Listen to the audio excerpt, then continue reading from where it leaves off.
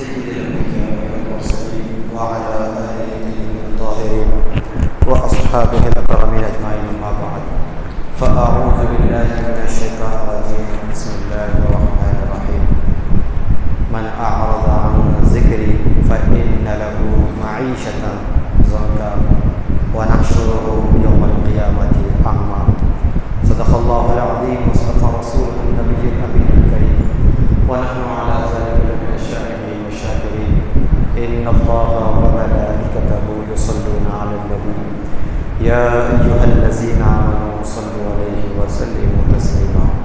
اللهم صل على سيدنا ونبينا وحبيبنا مولانا محمد وعلى آله وصحبه وبارك وسلم.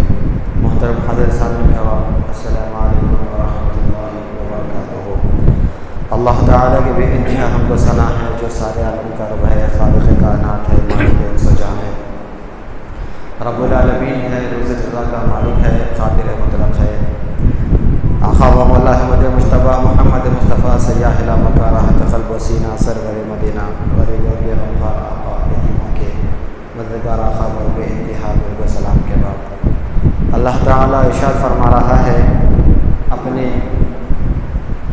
ذکر کے بارے میں، یعنی اپنی یاد کے بارے میں اور اپنے حبیب کی اطاعت کے بارے میں، اور اللہ تعالیٰ اپنے فرمان کے متعلق ارشاد فرما رہا ہے، جس کو اللہ نے قرآن کریم میں فرمایا کہ من اعرض عن ذکری فإن له معیشۃ ضنکا۔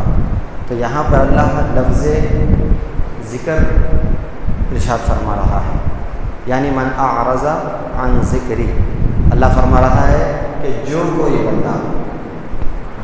بندہ میری ذکر سے، میری یاد سے روگردانی کرتا ہے تو میں اس کی زندگی اس کے لیے تنگ بنا دیتا ہوں۔ تو یہاں پر سمجھنے والی بات ہے کہ اللہ تعالیٰ اپنی یاد اور اپنے ذکر کے متعلق فرما رہا ہے، اور یہ جو لفظ ہے کسی ایک شخص پر مسلط نہیں ہوتا، ایک شخص پر نہیں ہوتا، بلکہ اس کے اندر ساری انسانیت اور سارے لوگ، سارے مذاہب جتنے بھی ہمارے بنے ہوئے ہیں، ہم جو آج الگ الگ جو ہے جماعت بنا کے، گروپ بنا کے جس طریقے سے بھی ہم اپنی زندگی گزار رہے ہیں، تو ہر چیز کو اللہ کا یہ کلام کیا ہے، گھیرا ہوا ہے۔ تو اللہ کا ذکر جس کو مفسرین بیان فرماتے ہیں کہ جیسے اللہ نے فرمایا من اعرض عن ذکری، جو کوئی میری یاد سے، میرے ذکر سے روگردانی کرتا ہے، یا پیٹ پھیر کر چلا جاتا ہے، یا پھر اللہ کے ذکر کو وہ جو ہے معمولی سمجھتا ہے، یا پھر اللہ کے ذکر کو وہ چھوٹا سمجھتا ہے، بے فائدہ سمجھتا ہے، تو یہ آج بندہ زبان سے تو نہیں کہتا ہے، لیکن اس کا عمل بتا رہا ہے کہ وہ اللہ کے ذکر کو معمولی سمجھتا ہے اور کچھ نہیں سمجھتا۔ تو یہاں پر اللہ تعالیٰ نے جب فرمایا کہ من اعرض عن ذکری، تو جو کوئی میرے ذکر سے، میرے فرمان سے اور میرے حبیب کے فرمان سے روگردانی کرتا ہے، یا دور چلا جاتا ہے، یا اس کو وقت کا ضائع سمجھتا ہے، بہت سی چیزیں ہیں۔ اگر ہم غور کریں گے کہ اللہ کے ذکر کو لے کے، تو آج ہمارا جو وجود اور ہمارا حال بتا رہا ہے کہ ہم کتنا اللہ کے ذکر سے وابستہ ہیں، اور کتنا ہمارے دل میں شوق ہے کہ اللہ کے ذکر کو سننا اور اللہ کے ذکر کے بارے میں جو ہے غور و فکر کرنا۔ اس کا جو ثبوت ہے یہ خود ہماری زندگی آج دے رہی ہے کہ ہمیں کتنا لگاؤ ہے اللہ کے ذکر سے۔ تو ذکر بولے تو ہم وظیفہ سمجھتے تھے بیٹھے بیٹھے، وظیفہ نہیں، یعنی لفظ اللہ کا قرآن پہلے اول نمبر پہ ہے، قرآن فرمان الہی، اللہ اس کے رسول صلی اللہ علیہ وسلم کا حکم، فرمان الہی، فرمان مصطفیٰ، یہ کیا ہے؟ یہ ذکر ہے، اللہ کا ذکر ہے جو اللہ کی یاد ہمیں دلاتا ہے۔ تو یہ دو چیزیں ہیں، جو دو چیزیں بھی جو ہے ہمیں اس کے متعلق ہمیں یہ سوچ دے رہی ہے کہ بندہ جب بھی اللہ اس کے رسول کا ذکر ہو، اللہ اس کے رسول کی یاد ہو، اللہ اس کے رسول کی بات ہو، سیرت مصطفیٰ ہو، فرمان الہی ہو، احادیث ساری چیزیں اللہ کا ذکر ہے۔ اور جو بندہ اللہ کے ذکر کو اگر حقیر سمجھتا ہے، بے فائدہ سمجھتا ہے، معمولی سمجھتا ہے، ہاں، اس کے بعد جو ہے اب وہ نظر انداز کر دیتا ہے، یا پھر وہ سننا پسند نہیں کرتا، یا پھر بیٹھنا پسند نہیں کرتا، یا آنا پسند نہیں کرتا، تو یہ ساری چیزیں اب سننا کسے سنا جاتا ہے؟ علماء سے سنا جاتا ہے۔ کہاں آنا ہوتا ہے؟ علماء کے پاس آنا ہوتا ہے۔ ہاں، تو کہاں بیٹھنا پڑتا ہے؟ علماء کے پاس بیٹھنا پڑتا ہے۔ تو یہ ساری چیزیں ہیں جو علماء سے وابستہ ہے، اللہ والوں سے وابستہ ہے، اولیاء اللہ سے وابستہ ہے، ہاں، فنا فی اللہ بزرگان دین سے وابستہ ہے۔ تو یہ اللہ صلی اللہ علیہ وسلم کا جو ذکر ہے، یہ ذکر کہیں بھی زندگی کے کسی بھی ایک لمحہ جو ہم زندگی گزار رہے ہیں، 24 گھنٹے زندگی گزار رہے ہیں، اس کے اندر ایک لمحہ ہمیں غور کرنا چاہیے کہ مولا آج میں تیرے اور تیرے حبیب کے ذکر سے کب اپنے آپ کو دور کیا، کب میں روگردانی کیا، کب میں جو ہے اس کو حقیر سمجھا، کب میں اس کے جو ہے اس سے دور جانا ہی مناسب سمجھا۔ تو ایسی زندگی آج ہماری ہے، ہم کر رہے ہیں، ہم غور نہیں کر رہے ہیں کہ ہم اپنے آپ میں اور اپنے دامن میں جا کر دیکھیں کہ ہم کتنا جو ہے اللہ کے ذکر سے وابستہ ہیں۔ میں سب کی بات نہیں کر رہا ہوں، اب خالی جو ہے قرآن بولے تو اس میں جو ہے اب پھر سارے لوگ قرآن بہت بڑی بات، پہلے مفسرین فرماتے ہیں اس کا جو ذکر سے مراد ہے، اس کو قرآن کریم مراد لیا گیا ہے، اور سب سے بڑا جو ذکر ہے وہ قرآن کریم ہے۔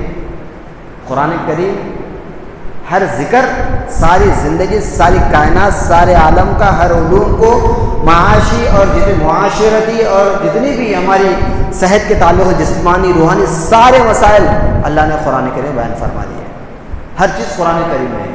ہاں، اب اس کے بعد اگر بندہ جو ہے قرآن کریم سے منہ پھیرتا ہے، ہاں، اس کو معمولی سمجھتا ہے، تو پھر اس کے لیے کیا ہے کہ اللہ تعالیٰ جو ہے زندگی تنگ کرنے کا مطلب کیا ہے؟ جیسا کہ اللہ فرمایا ہے الا بذکر اللہ تطمئن القلوب، اللہ فرماتے ہیں کہ خبردار دلوں کا چین میری یاد میں ہے، اللہ کے ذکر میں ہے، دلوں کا چین اللہ کے ذکر میں ہے۔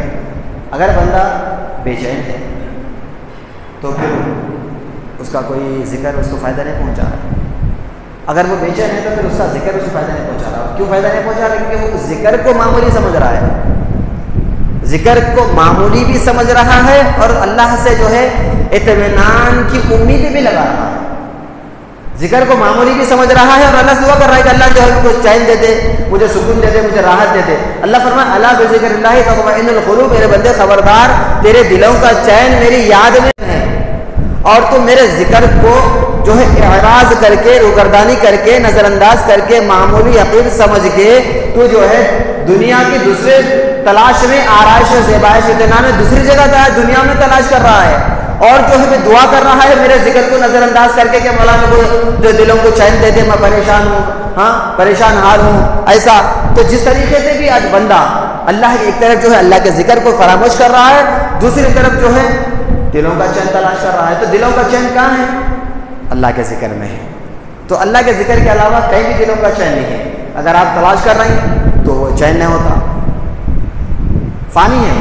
آپ جو بھی تلاش کر رہے ہیں، وہ جو چین جس کو ہم کہہ رہے ہیں کہ بھئی اللہ صلی اللہ علیہ وسلم کے فرمان کو چھوڑ کر، قرآن کو چھوڑ کر، آقا کی زندگی کو چھوڑ کر، صحابہ کے، اولیاء اللہ کے بزرگان دین کی زندگی چھوڑ کر، اور علماء کرام کے جو ہے فرمان کو چھوڑ کر اگر آپ تلاش کر رہے ہیں چین، تو پھر وہ چین نہیں ہے، خدا کی قسم وہ چین ہوتا بھی نہیں۔ کیونکہ فانی جو وقتی طور پر جو ہمیں سکون پہنچائے اور وقت گزر جائے، یعنی وہ دن گزر جائے، اس کے بعد پھر بندہ اگر پلٹ کر دیکھے تو وہ چین کہاں رہا؟ وہ چین نہیں ہے۔ چین تو وہ ہے کہ مصیبت میں بھی بندہ رہ کر اللہ کا شکر ادا کرے، اور اگر اس کو خوشی بھی آ جائے تو بھی شکر ادا کرے، آزمائش میں بھی آ جائے تو شکر ادا کرے، یعنی ہر حال میں کوئی بڑی سے بڑی آفت و مصیبت اس کے دل کو متغیر نہ کر سکے۔ جس کی مثال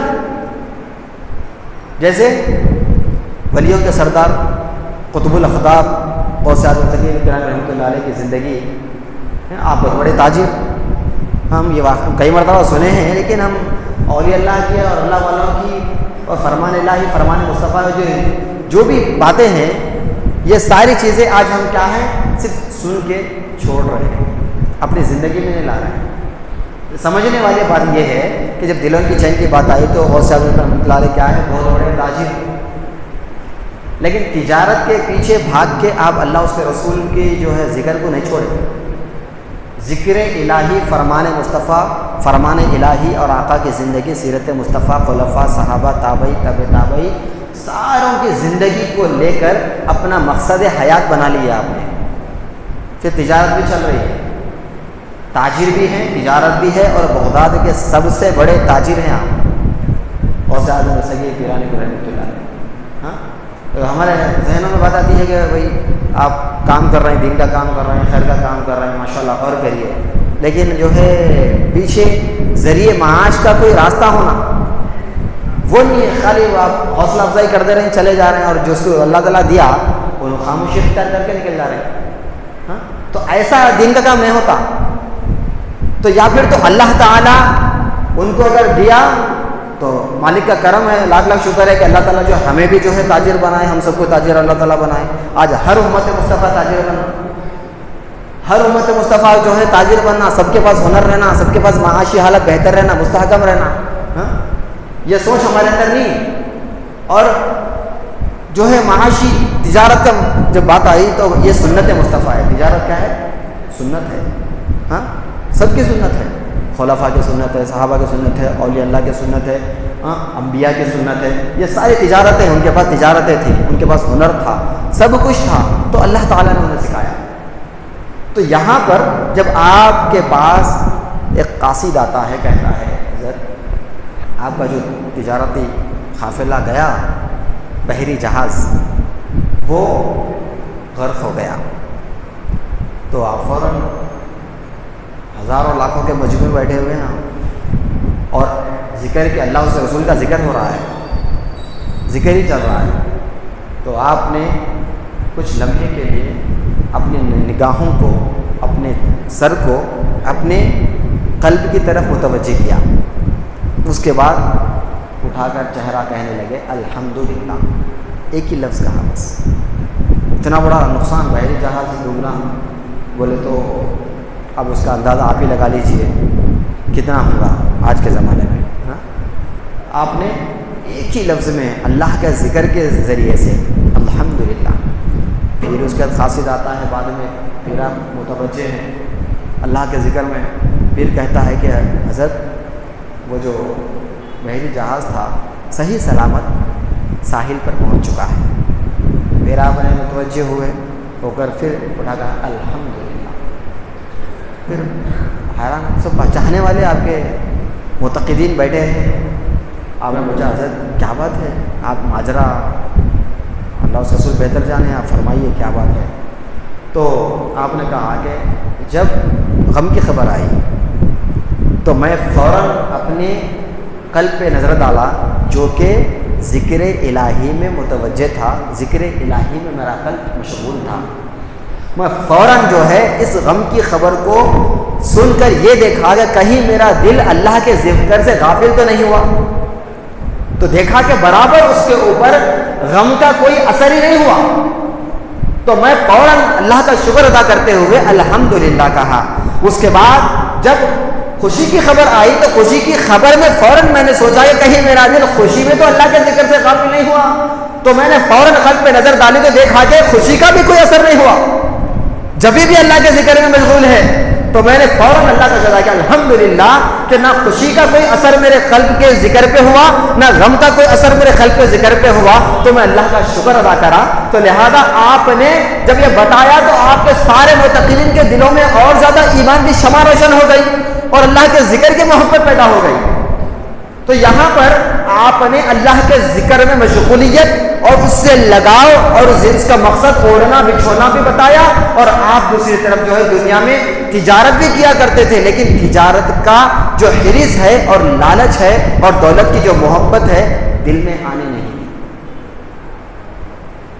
اولیاء اللہ کی زندگی نہ تجارت سے دور رہے، برابر جو ہے دولت کی فراوانی ہوتی رہی، لیکن دور نہیں رہے، سب ذریعہ بنتا رہا، لیکن اس کی محبت دل میں آنے نہیں دی۔ ہرس، لالچ، بخالت کو دل میں آنے نہیں دیے، کوئی بھی آنے نہیں دیے۔ سب کے پاس پیغمبروں کی زندگی، صحابہ کی، خلفاء، تابعی، تبع تابعی، اولیاء اللہ، بزرگان دین، فنا فی اللہ، جتنے بھی اللہ والے ہیں صراط مستقیم ہیں، ساروں کی زندگی اٹھا کر دیکھو، سب کے سب جو بھی تاجر رہے ہیں، تجارت کیے ہیں، اللہ نے بہت نوازا ہے، لیکن تجارت کی اور دولت کی ہرس دل میں پیدا نہیں ہوئی۔ جو آج ہم برباد ہو رہے ہیں، یہ چیز کو لے کے ہم فنا ہیں، فانی ہیں، برباد ہو رہے ہیں، بربادی کے دہانے پہ بیٹھے ہیں، اور ہم جو اللہ کے ذکر کی بات آئی، یعنی دین کا مسئلہ آیا، قوم کی ملت کی بات آئی، تو وہاں پر جو ہے قوم کے بھی جتنے مسائل ہیں ہمارے، یہ سب کے سب جو ہے ذریعہ معاش سے تعلق رکھتے ہیں۔ ایسے ہی بول دینے سے جو ہے دین کا کام نہیں ہو جاتا، ہاں، خیر کا کام، دین کا کام۔ خوف نے فرمایا کہ پہلے فرمایا کہ اقیموا الصلاۃ وآتوا الزکاۃ، کیوں فرمایا اللہ نے وآتوا الزکاۃ؟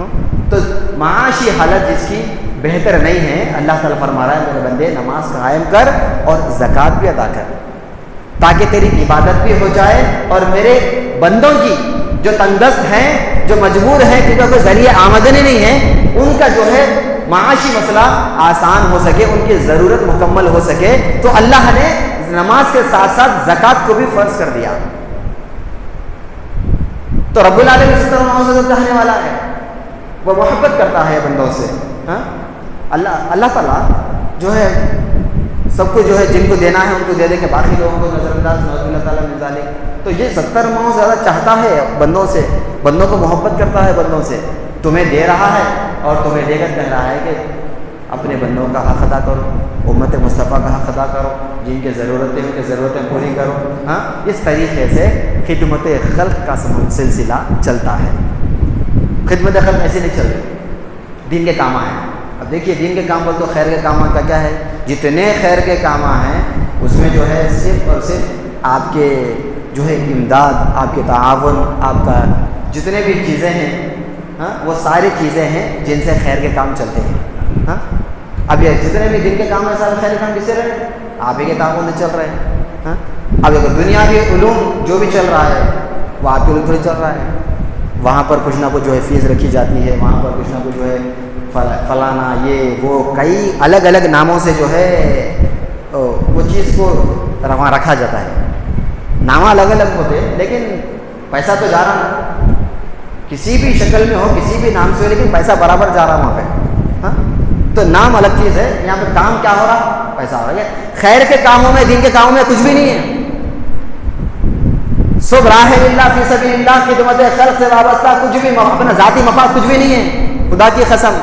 لیکن آج ہمیں سمجھنے کی اور سوچنے کی ضرورت ہے کہ ہم آج خدمت خلق میں ہیں، امت مصطفیٰ ہیں اور قوم کو لے کے بیٹھے ہوئے ہیں، اور آج ہم کہاں تک اپنا حق ادا کر رہے ہیں؟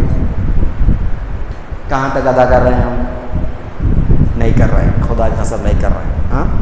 چھوٹی سی مثال یہ ہے کہ اگر ہم کہیں اگر سفر میں جا رہے ہیں، راستے میں جا رہے ہیں، فارغ ہونا ہے تو آپ فری میں فارغ نہیں ہو سکتے۔ اگر پبلک ہے، راستہ پبلک پلیس ہے، کچھ بھی ہے، فری میں ہوتے آپ؟ تکلیف میں رہنے کے بعد بھی جب تک آپ اس کا جو بھی ہے معاوضہ نہیں دیں گے اس وقت تک آپ فارغ نہیں ہو سکتے، ہاں۔ جب وہاں کو معلوم ہوتا کہ ارے واقعی اللہ کا گھر تھا، جب دل میں جب آتے تھے چلے جاتے تھے، ہاں۔ لیکن جب تعاون کی بات آئی، چاہے دینی مدارس کی ہو یا مسجدوں کی ہو، کس کی بھی ہو، وہاں نہیں۔ لیکن احساس کب ہوا؟ جب سفر میں گئے، تکلیف میں ہیں، بے چین ہیں، پریشان ہیں، پیسے نہیں ہیں، کچھ بھی کرنے نہیں دے رہے، ہاں۔ وہاں احساس ہوا کہ مولا تیرا کرم ہے لاکھ لاکھ، تیرے گھر میں جو ہے کسی چیز کی رکاوٹیں نہیں تھی، کچھ بھی نہیں تھی، لیکن ہم نہ خالی فارغ ہونے چلے گئے، اس کے بعد عبادت کی ذکر کی بات آئی تو روگردانی کر کے چلے گئے۔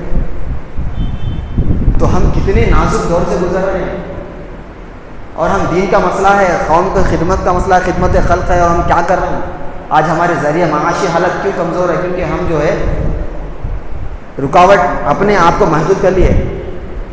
جمع، ہاں، جس طریقے سے جمع و پانی شریعت مطہرہ میں کیا ہوتا ہے؟ اگر دہ دردہ 10 گز کا جو ہے اس کا شریعت مطہرہ فرماتے ہیں، علماء فرماتے ہیں، دہ دردہ جس کو ہم کہتے ہیں 10 گز ہاتھ کا جو پانی ہے، اگر وہ دہ دردہ ہیں تو وہاں پر ہم جو ہے کچھ اگر چیز گر بھی جاتی ہے تو اس سے ہم وضو کر سکتے ہیں، اس سے ہم جو ہے پاکی حاصل کر سکتے ہیں۔ لیکن دہ دردہ سے اگر کم پانی ہے تو وہ پانی شریعت مطہرہ میں ناپاک ہے، وہ پانی سے پاک نہیں ہو سکتے، کیونکہ جمع ہوا پانی بہت جلد گندا بھی ہو جاتا ہے اور بہتا ہوا پانی ہمیشہ صاف رہتا ہے۔ تو اسی طریقے سے مثال علماء یہ بھی سمجھاتے ہیں کہ اگر تمہارے پاس اگر دولت کو جمع کرنے کی حرص پیدا ہو جائے تو وہ دولت ایک سڑے ہوئے پانی کی طرح بن جاتی ہے اور وہ دولت تمہارے لیے وبال جان بن جاتی ہے۔ اگر تم اس کو اللہ اس کے رسول کی رضا میں اور خدمت خلق میں وابستہ اگر تم اس کو استعمال کرتے ہو تو وہ ایک شفاف پانی کی طرح بن جاتی ہے اور رکتی نہیں اور آتے رہتی ہے۔ تو اس طریقے سے علماء کرام جو ہے بہترین طریقے سے شریعت کے مطابق سامنے رکھ کر جو ہے اس کو بیان فرما رہے ہیں، ذکر کر رہے ہیں۔ تو اللہ بھی یہ چاہتا ہے کہ میرے بندے اقیموا الصلاۃ وآتوا الزکاۃ، میرے بندے تو عبادت نماز قائم کر اور زکات ادا کر، یعنی ضرورت اپنے بندوں کی جو ضرورتیں ہیں وہ جو میں نے تجھے دیا ہے اس کو اللہ کے راہ میں خرچہ، وانفقوا فی سبیل اللہ، اللہ کے راہ میں اس کو خرچہ بھی کر۔ تو یہ ذہن آج ہمارا نہیں ہے بنا ہوا، اور ہم آج جو ہے تعلیم کے میدان میں بھی تعلیم کو ہم بٹوارا کر لیے، کیونکہ میں یہ بات بتا رہا ہوں کیونکہ اللہ نے کیا فرمایا، من اعرض عن ذکری فإن له معیشۃ ضنکا، یعنی جو کوئی میرے ذکر سے روگردانی کرتا ہے تو ذکر سے مراد پہلے نمبر پر قرآن کریم ہے، اس کے بعد سارے ذکر ہے، آقا کی زندگی بھی اللہ کا ذکر ہے، آقا کا فرمان بھی اللہ کا ذکر ہے، فرمان مصطفیٰ اللہ کا ذکر ہے، تو جتنے صراط مستقیم ہیں یہ سارا کا سارا اللہ کا ذکر ہے۔ اہدنا الصراط المستقیم، اللہ سیدھے راستے پر چلا، صراط مستقیم پر چلا۔ تو صراط مستقیم کیا ہے؟ ہاں، پیغمبروں سے لے کر اللہ والوں تک کی ساری زندگی صراط مستقیم ہے، ان کی زندگیوں میں ہم غور کریں گے تو اللہ کا ذکر ہے۔ ہاں، تو اس طریقے سے اللہ نے جب ذکر فرما دیا، قرآن فرما دیا، قرآن کریم آ گئی، ذکر سے مراد۔ اب یہاں پر سمجھنے کی بات یہ ہے کہ قرآن کریم تو ہے ہمارے پاس، لیکن ہم اسے پڑھنے کے لیے وقت نہیں دے رہے ہیں، سمجھنے کے لیے وقت نہیں دے رہے ہیں، وقت نہیں دے رہے ہیں، روگردانی کر رہے ہیں، اس کو نظر انداز کر رہے ہیں، ہاں، اس کو معمولی سمجھ رہے ہیں اور فکر نہیں کر رہے ہیں۔ اور جہاں ذکر کرنا ہے بس ایک کیسی، میرے پاس الفاظ نہیں ہے بولنے کے لیے، اتنا تکلیف ہو رہی ہے، ایک خلاصہ کرنے بیٹھے تو درکار نہیں ہوگا۔ اتنے مسائل آج ہمارے معاشرے میں بھرے ہوئے، اللہ کے ذکر کو لے کے، قرآن کریم کو لے کے، احادیث مبارکہ کو لے کے۔ تو یہ بات عرض کرنا بہتر سمجھتا ہوں کہ جب ذکر سے مراد قرآن آ گئی تو قرآن کیا ہے؟ علم ہے، ہاں، علم ہے۔ اب علم کا حاصل کرنا دونوں پہ فرض ہے، اب دونوں پہ فرض ہے تو اس میں بھی بٹوارا ہو گیا۔ ہاں، علم بولے تو اب دنیاوی علم کی اتنی اہمیت بڑھ گئی، کیونکہ دنیاوی علم حاصل کرنے کے بعد جب آپ کو ایک پیپر ملتا اس کی اہمیت رہتی ہے، اور اس کے بنیاد پہ پھر آپ کے معاشی مسائل بہتر ہو جاتے ہیں۔ تو معاشی مسائل بہتر ہونے کی وجہ سے آپ کے لیے کیا ہو گیا؟ اس علم کی اہمیت زیادہ بڑھ گئی۔ ہاں، معاشی مسائل بہتر ہو رہے ہیں، کہاں سے ہو رہے ہیں؟ وہ پیپر پہ ہو رہے ہیں۔ ہاں، وہ پیپر کے واسطے آپ علم کے پیچھے اتنا جو ہے آپ مشغول ہو گئے کہ اس کے بعد جو ہے آپ کیوں مشغول ہو گئے؟ کیونکہ آپ کو ذریعہ معاش آپ کا وہاں پہ مستحکم ہونے والا ہے، اسی لیے ہو رہا ہے۔ لیکن قرآن اور حدیث کی بات آئی تو وہاں پر بڑی افسوس کی بات ہے کہ وہاں پہ ہم کیا بن گئے؟